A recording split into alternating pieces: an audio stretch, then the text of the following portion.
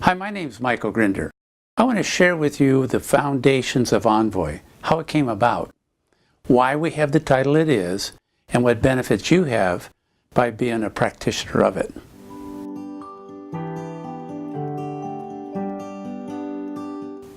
So I taught for 18 years, but I was more interested in terms of why when I was good, was it luck, or did I actually have some skills that I had made habit?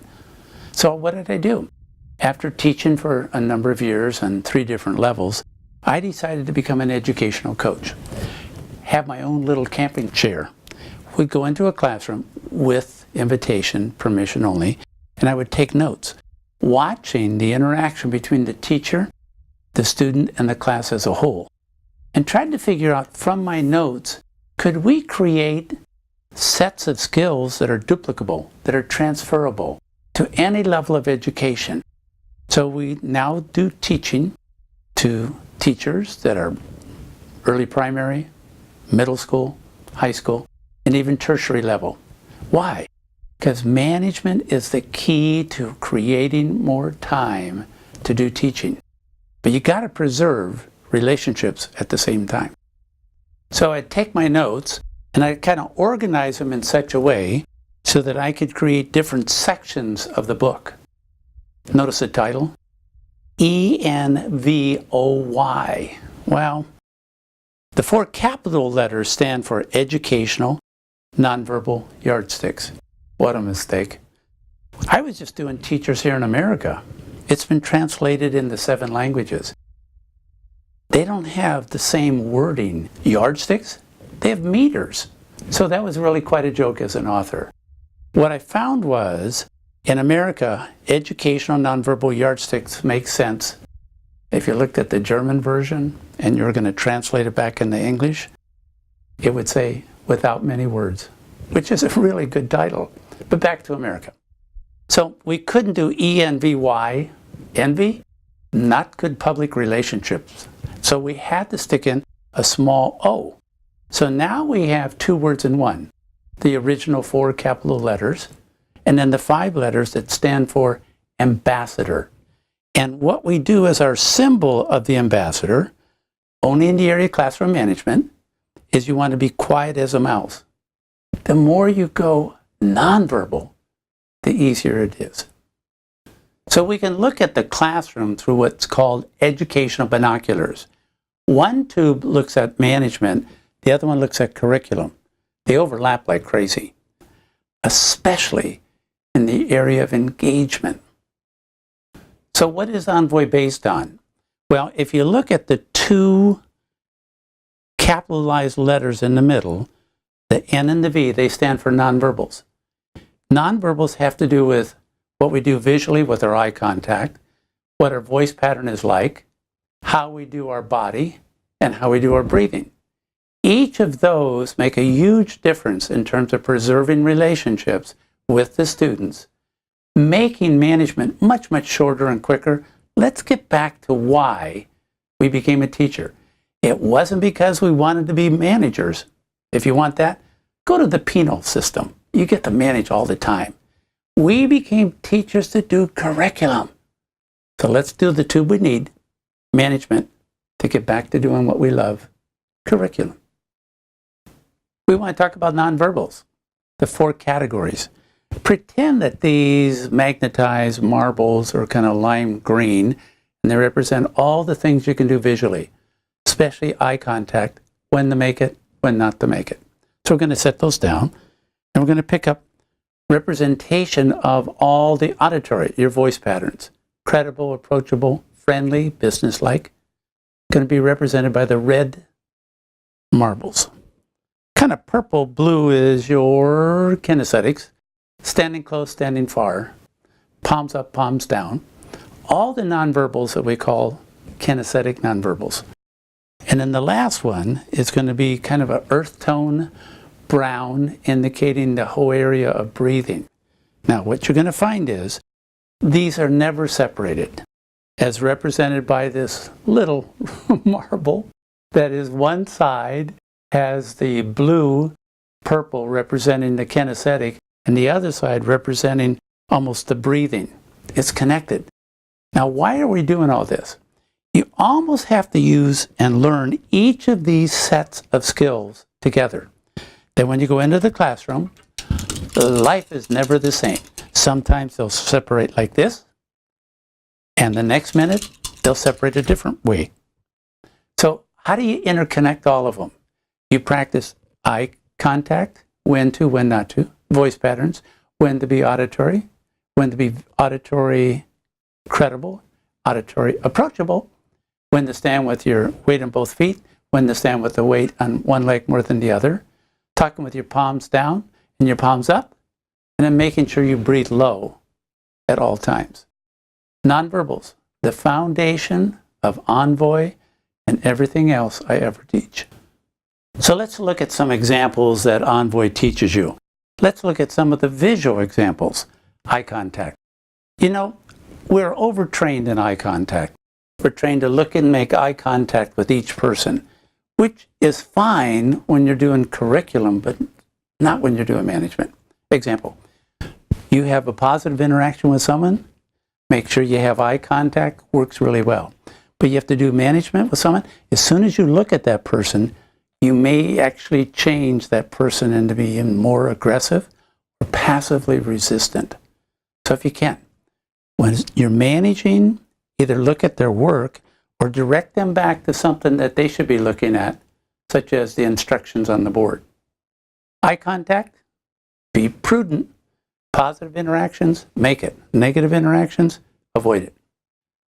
Let's look at auditory examples. You have two basic voice patterns. One voice pattern is you're talking very businesslike. Your head is still. At the end of anything you say, you take your chin and you drop it down. This indicates non-verbally that it's not open to negotiation. And you have to be appropriate in terms of the grade level. You do that with first graders, they'll cry. So you have to make sure which grade level you use which level of a credible voice pattern. Chin down, voice flat, head still. It's sending information, not open to negotiation. But you have another voice pattern called being approachable.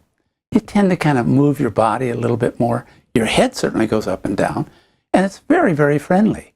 This is the voice you use whenever you want a classroom discussion. Hey, class, what do you think of blah, blah, blah? The story we just read, what's your reaction to? That bobbing kind of voice coming from your head bobbing? Whew, that's classroom discussion. That's good. Two voice patterns. Know when to use which. Well, let's look at our kinesthetic nonverbals. I'm going to turn sideways for this. So when you have your head on top of your shoulders and you talk with your head very still, this is what causes that voice pattern to be very credible. To add to it, if you have your palm down, and as your head drops, as your chin goes forward and down, and your head goes forward and down, you cause sending information. It's very, very congruent to the students. Teacher means business. But at the same time, you can be very approachable. Turning this way, if your head bobs and your hand goes up and down, you have a rolling kind of a voice pattern. This is the kind of voice pattern you want whenever you want input, whenever you want class discussion, whenever you want to elicit from them participation and engagement. Two voice patterns. Be very specific when to use which. Now, our fourth nonverbal is the most important category. It has to do with breathing. Breathing high, shallow, releases chemicals of fight or flight. Breathing low, abdominal, releases chemicals of calmness. Whatever you are doing, especially when managing, breathe low.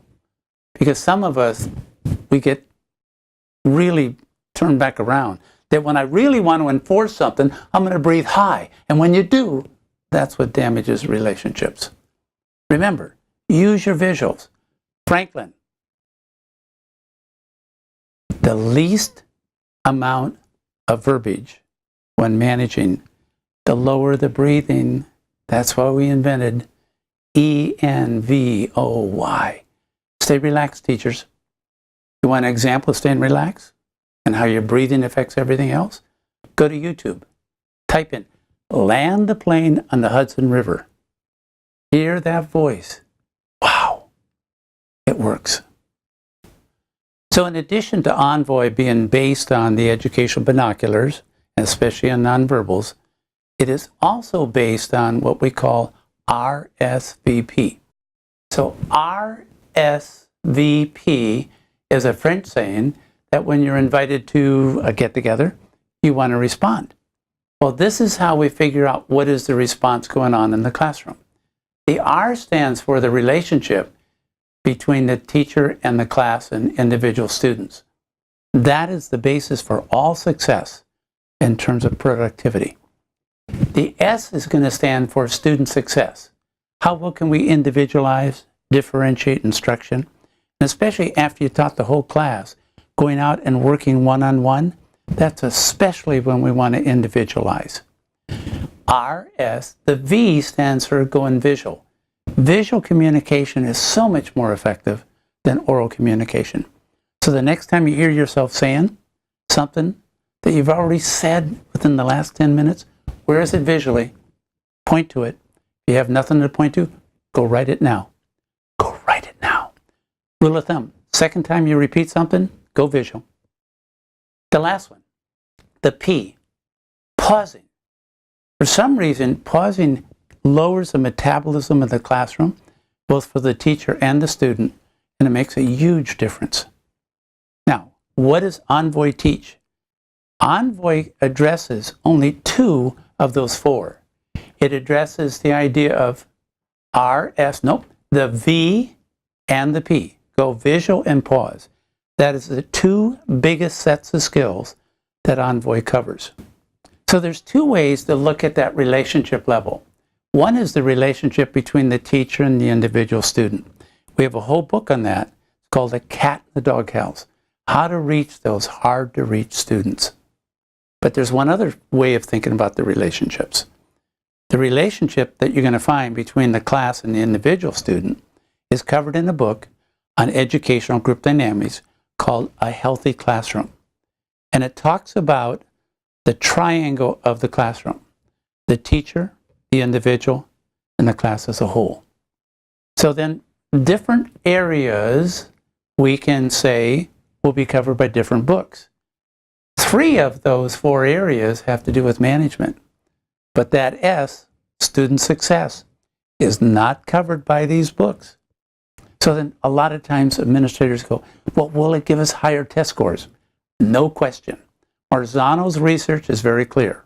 The relationship between the teacher and the individual student, as demonstrated during management time, is the #1 variable that determines higher test scores.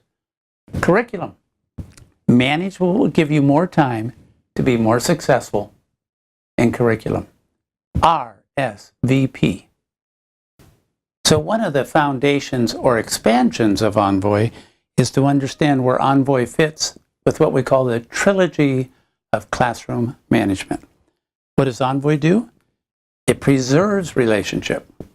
What does the cat in the doghouse do? It establishes relationships with the hard to reach. What does a healthy classroom do? It is the relationship between the student, individual, and the class as a whole. This is where we help our students that need special assistance. You know, as teachers, we can't get around to everyone. We've got to figure out how we get a class to adopt an individual and help their learning. You want to talk about life values, life skills? Having students, while they're still in their formative years, learn how to give, be charitable. This is the book. Our closing remarks are built around 2 works of art. This is a picture of an actual marble structure that is in what's called the San Juan Islands. If you can picture the area of Seattle and Canada, just off the coast, is where this is located.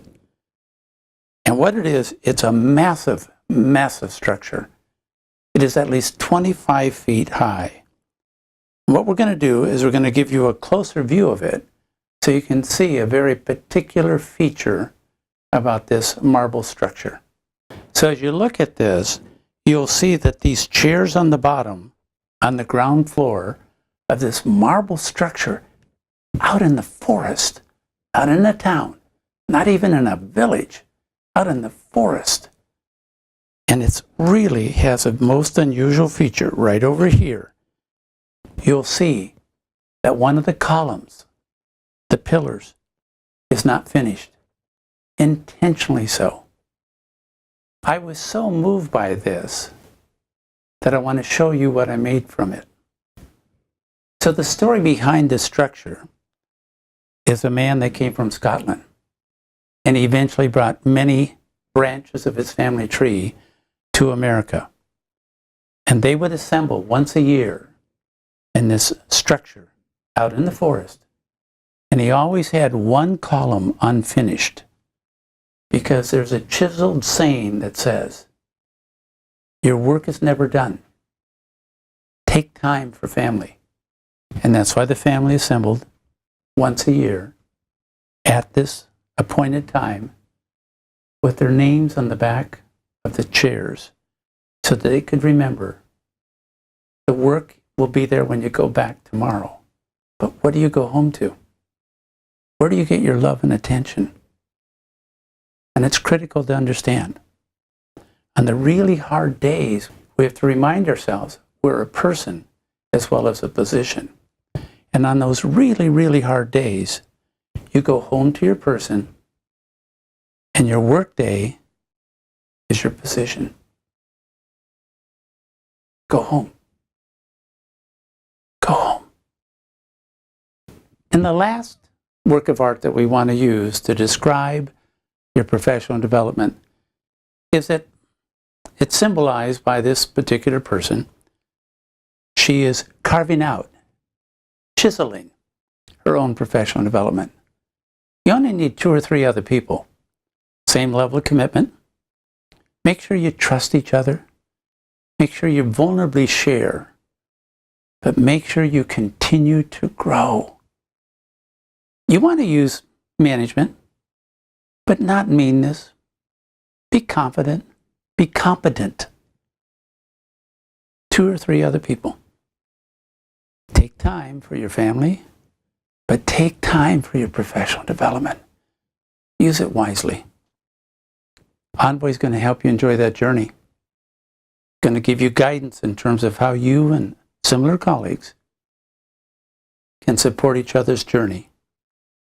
You don't want 25 years of the same experience. You want to have 25 separate years. The population in our classrooms are changing. We need methodologies to continue to grow. ENVoY is going to help you enjoy the journey. Michael Grinder, ENVoY. Thank you.